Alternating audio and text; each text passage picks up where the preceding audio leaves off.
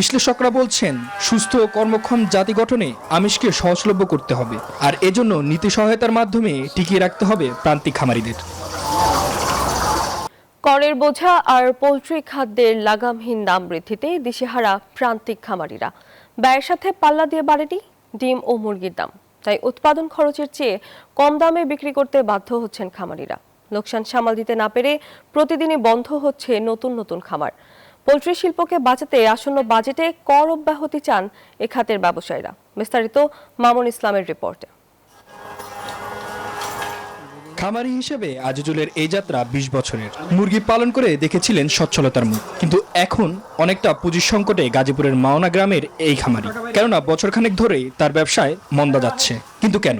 খাবারের দাম, যে ভ্যাকসিনের দাম, এমনিতেই সবকিছু চড়া। এমনিতেই আমরা লসের মুখে পড়েছি ২ বছর ধরে।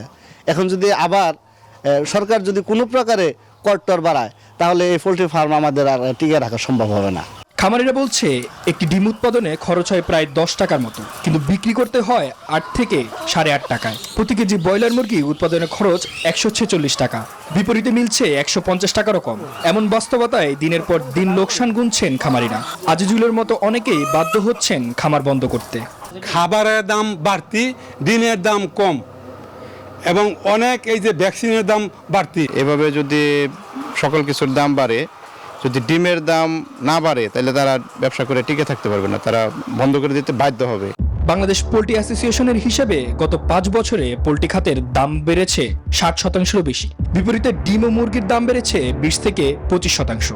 শুধু তাই নয়, চলতি অর্থ বছরে এ খাতে কর্পোরেট কর হার ১৫% থেকে বাড়িয়ে ২৭.৫% করা হয়েছে। অগ্রিম আয়কর বেড়েছে ৫ গুণ।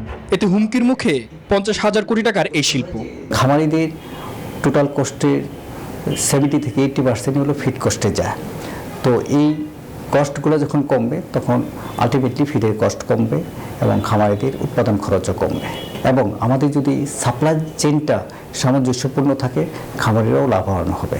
হঠাৎ উৎপাদন খুব বেশি হয়ে গেলে, সাপ্লাই বেড়ে গেলে, তখন খামারিরা হয়তো লসের মুখে পড়বে, কিন্তু এই সাপ্লাই চেইনে ব্যালেন্সটা থাকলে খামারিরাও টিকে থাকবে। আমাদের প্রোটিন চাহিদার একটা বড় অংশ কিন্তু এই পোলট্রি থেকে আসে, এবং আমাদের প্রোটিনের ক্রাইসিস আছে, যে আমাদের খাদ্য তালিকায় ব্যালেন্স না, কিন্তু আমরা অনেক বেশি কার্বোহাইড্রেট খাই প্রোটিনের তুলনায়। সো এইটার আমি যদি কনজিউমার সাইড দেখি, সেখানে কিন্তু এফেক্ট আছে। যদি দাম বাড়ে, এখানে প্রোটিনের ডিমান্ড কমবে। বসুন্ধরা টিস্যু, অশুদ্ধতার বিরুদ্ধে এক বিন্দুও ছাড় নয়। বিশ্লেষকরা বলছেন, সুস্থ ও কর্মক্ষম জাতি গঠনে আমিষকে সহজলভ্য করতে হবে, আর এজন্য নীতি সহায়তার মাধ্যমে টিকিয়ে রাখতে হবে প্রান্তিক খামারিদের। কর বৃদ্ধির চাপে সংকটে পোল্ট্রি খাত। উৎপাদন খরচ এবং বাজার দামের ব্যবধান না থাকায় এখন বড় চ্যালেঞ্জে খামারিরা। নীতিগত সহায়তা না এলে এর সরাসরি প্রভাব পড়বে ভোক্তাদের উপর। মামুন ইসলাম, নিউজ 24, গাজীপুর।